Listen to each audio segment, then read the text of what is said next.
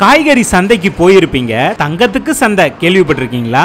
எந்த பக்கம் திரும்பினாலும் துணியை காய போடுற மாதிரி தங்கத்தை தொங்க விட்டுருப்பாங்க. இத பாருங்களேன், முதலையோட உருவத்துல தங்க நகை, தங்கத்திலேயே டிரஸ், பேக், மாஸ்க், இப்படி விதவிதமா தங்க நகையை நீங்க பார்க்கலாம். இந்த நாட்டுல 1 கிராம் தங்கத்தோட ரேட் எவ்வளோ, நம்ம ஊரை விட இங்க எவ்வளவு கம்மியான ரேட்ல தங்கம் வாங்கலாம், எத்தனை பவுன் நம்ம இந்தியாவுக்கு எடுத்துட்டு வரலாம், இப்படி ஏகப்பட்ட தகவல் இந்த வீடியோல இருக்கு. வாங்க பார்க்கலாம். வணக்கம் நண்பர்களே, இது உங்கள் வில்லேஜ் டேட்டாபேஸ். நம்ம இப்போ எங்கே இருக்கோம் அப்படின்னு பார்த்தீங்கன்னா, துபாயில் இருக்கக்கூடிய கோல்டு சோக் அப்படின்னு சொல்லிட்டு ஒரு இடத்துல தான். துபாயினாலே வந்து பார்த்தீங்கன்னா கோல்டோட ரேட் வந்து கம்மி அப்படின்ற மாதிரி நம்ம கேள்விப்பட்டிருப்போம். அது எவ்வளோ கம்மி, அது மட்டும் இல்லாமல் நகையும் வாங்க போகிறேன். ஸோ அது எல்லாமே வந்து டீட்டெயிலாக இந்த வீடியோவில் சொல்கிறேன். இந்த கோல்டு சோக் எங்கே இருக்குது அப்படின்னு பார்த்தீங்கன்னா, தேரா துபாய் சைடு தான் வந்து இருக்குது. தேரா துபாய்க்கு பக்கத்தில், அதாவது கோல்டு சோக்கே வந்து மெட்ரோ ஸ்டேஷன் இருக்குன்னா பார்த்துக்குங்க.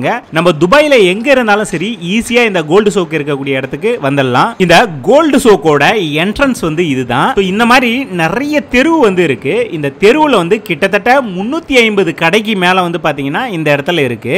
நீங்க பாருங்களேன், அந்த துணியெல்லாம் எப்படி காய வச்சு தொங்க விட்டுருப்பாங்க, அந்த மாதிரி நகையை வந்து அப்படியே சர்வசாதாரணமாக தொங்க விட்டுருக்காங்க. இந்த மாதிரி எக்கச்சக்கமான கடைகளை வந்து நம்ம அந்த இடத்துல பார்த்தோம். சரி, ஓகே, இங்க ஏன் தங்கம் அந்த அளவுக்கு ஃபேமஸ் அப்படின்னு நீங்க நினைக்கிறீங்க? உலகத்துல மற்ற இடங்கள்ல விட தங்கத்தோட விலை வந்து ரொம்பவே குறைவு, கூடவே சுத்தமான தங்கமும் கிடைக்கும். சில கடைகள்ல செய்கூலி சேதாரம் கூட கிடையாது.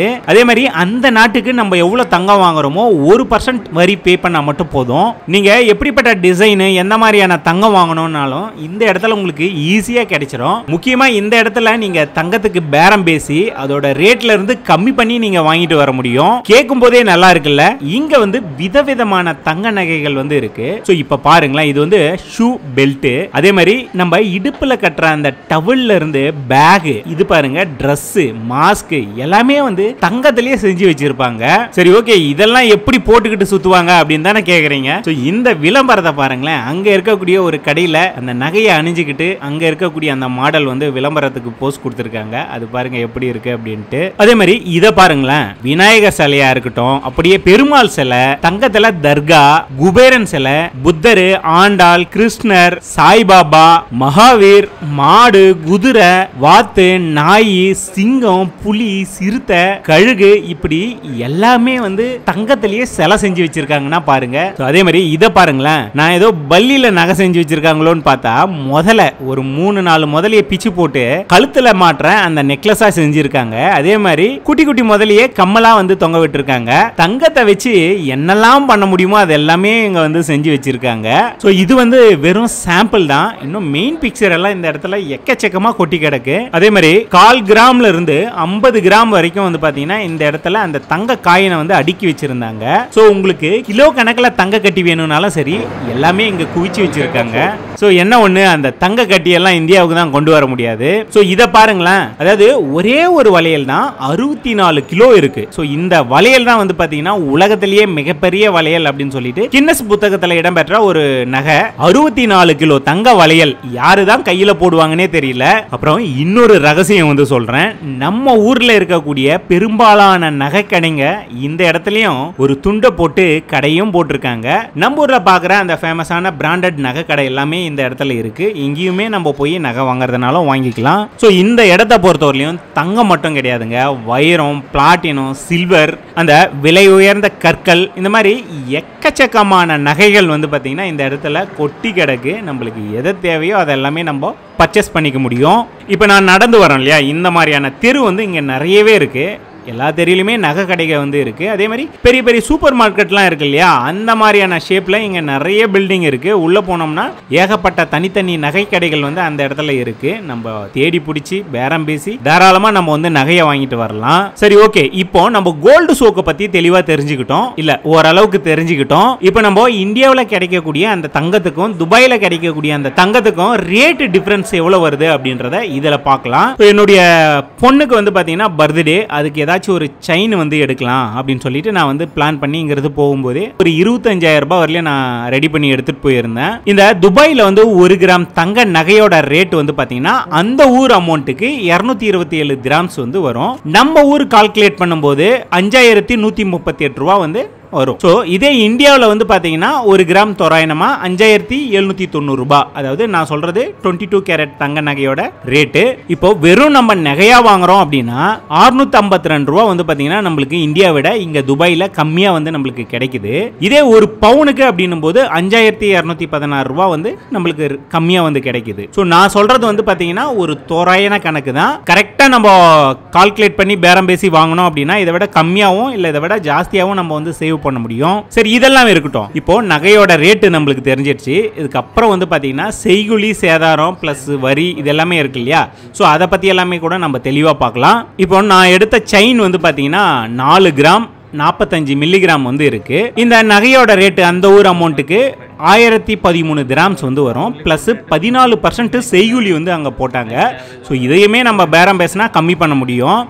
1155 கிராம்ஸ் வந்து வந்தது. பிளஸ் 5% வரி வந்து சேர்த்தாங்க. 1213 கிராம்ஸ் வந்து வந்தது. ஸோ நான் வந்து பாத்தீங்கன்னா 1200 கிராம்ஸ் வந்து நான் பே பண்ணியிருந்தேன். அதாவது இந்தியன் ரூபிக்கு 27,160 ரூபாய் வந்து நான் பே பண்ணியிருந்தேன். ஸோ நான் பிளான் பண்ணதை விட 2000 ரூபாய் எக்ஸ்ட்ராவாக தான் செலவு பண்ணேன். இதே நகையை நான் இந்தியாவில் எடுத்திருக்கேன் அப்படின்னா நகையோட ரேட்டு செய்குலி பிளஸ் சேதாரம் ஜிஎஸ்டி எல்லாம் சேர்த்து 4 கிராம் 45 மில்லிகிராமுக்கு எவ்வளோ அமௌண்ட் வந்திருக்கும் அப்படின்றத நீங்க கால்குலேட் பண்ணி எனக்கு மறக்காம கமெண்ட்ஸ்ல வந்து சொல்லுங்க.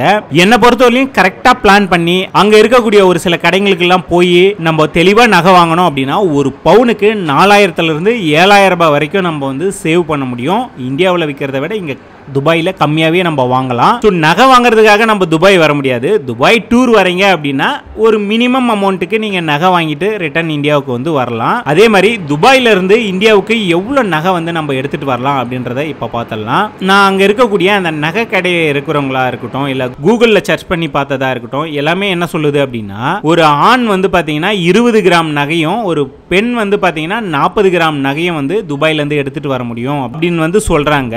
அதுக்கு மேல போச்சு அப்படின்னா இந்தியாவில் ஏர்போர்ட்ல இருக்கக்கூடிய அந்த கஸ்டம்ஸ் அதிகாரிங்க வந்து கண்டிப்பா நம்ம வாங்கிட்டு வந்தோம் இல்லையா அதுக்கு மேல டாக்ஸ் போட்டு நம்ம கிட்ட வாங்கிட்டு தான் வெளியவே விடுவாங்க. ஸோ எனக்கு வந்து பாத்தீங்கன்னா யூடியூபோட கமெண்ட்ஸ்ல வந்து ஒருத்தங்க என்ன சொல்லியிருந்தாங்கன்னா 46 கிராம் நான் எடுத்துட்டு வந்திருந்தேன், என்ன அலோ பண்ணல அப்படின்ற மாதிரி தெளிவா சொன்னாங்க. நான் கேள்விப்பட்டவரை லேடிஸ் அப்படின்னா 40 கிராம்க்குள்ள எடுத்துட்டு வரலாம் அப்படின்ற மாதிரி ஒரு லிமிட் இருக்கு அப்படின்னு தான் வந்து நான் கேள்விப்பட்டேன். ஸோ எவ்வளவு எடுத்துட்டு வரலாம் அப்படின்றத இன்னும் டீட்டெயிலா தெளிவா அந்த நகை வாங்கும் போதே அவங்க கிட்ட கேட்டீங்கன்னா தெளிவா சொல்லுவாங்க. அதை தெரிஞ்சுக்கிட்டு நீங்க நகையை வாங்கி எடுத்துட்டு வாங்க. இப்போ இங்க வந்து 5% வரி வந்து நம்மளுக்கு போட்டாங்க. இதுல 4% வரி வந்து நம்மளுக்கு ரிட்டர்ன் கொடுத்துருவாங்க. நீங்க ஏர்போர்ட்ல செக் இன் பண்றீங்க இல்லையா அங்கேயே வந்து பாத்தீங்கன்னா ஒரு கவுண்டர் இருக்கும். யாரை கேட்டாலும் சொல்லுவாங்க. இப்போ நான் வாங்கினதுக்கு 58 கிராம்ஸ் வந்து பாத்தீங்கன்னா வரி போட்டிருந்தாங்க. அதில் 4% அப்படின்னா 45 கிராம்ஸ் வந்து எனக்கு ரிட்டர்ன் திருப்பி கொடுத்துட்டாங்க. இதுக்கு வந்து நான் வாங்கின்னு போன அந்த நகையும் அதோட பில்லையும் அவங்க கிட்ட காமிச்சேன். ஸோ அவங்க பார்த்துட்டு என்னுடைய அக்கௌண்ட்டுக்கு வந்து அதை ட்ரான்ஸ்ஃபர் பண்ணிட்டாங்க. ஸோ நண்பர்களே நான் வந்து பார்த்தீங்கன்னா எவ்வளோக்கு நகை வாங்கினேன் எவ்வளோ எனக்கு வாட் ரிட்டர்ன் வந்தது இது எல்லாமே வந்து உங்களுக்கு சொல்லியிருப்பேன்.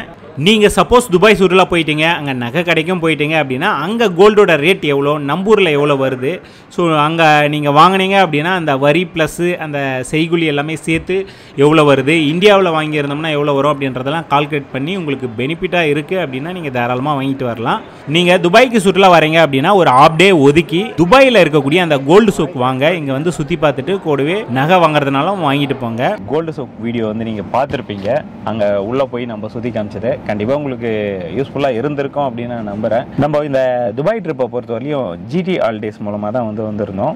நீங்கள் துபாய் ட்ரிப்பு பிளான் பண்ணிட்டு இருக்கீங்க அப்படின்னா கண்டிப்பாக ஜிடி ஹாலிடேஸை வந்து கான்டாக்ட் பண்ணுங்கள். அவங்க சூப்பராக உங்களுக்கு ஏற்பாடு பண்ணி தருவாங்க. ஜிடி ஹாலிடேஸை பற்றின கான்டாக்ட் டீட்டெயில் எல்லாமே வந்து பார்த்தீங்கன்னா நான் டிஸ்கிரிப்ஷனில் வந்து கொடுக்குறேன். ஸோ தேவைப்படுறவங்க யூஸ் பண்ணிக்கங்க. இந்த வீடியோ பிடிச்சிருந்தா எங்களுக்கு சப்போர்ட் பண்ணோம் அப்படின்னு நீங்கள் நினச்சிங்கன்னா மறக்காமல் வில்லேஜ் டேட்டாபேஸ் அப்படிங்கிற யூடியூப் சேனலை வந்து சப்ஸ்கிரைப் பண்ணிங்க. கூடவே அந்த பெல் பட்டனையும் ப்ரெஸ் பண்ணிங்க. இந்த வீடியோவை நீங்கள் ஃபேஸ்புக் பேஜில் பார்த்துருக்கீங்க அப்படின்னா ஃபேஸ்புக் பேஜும் இருக்குது, இன்ஸ்டாகிராம் பேஜும் இருக்குது, அதையும் ஃபாலோ பண்ணிங்க. நன்றி, வணக்கம்.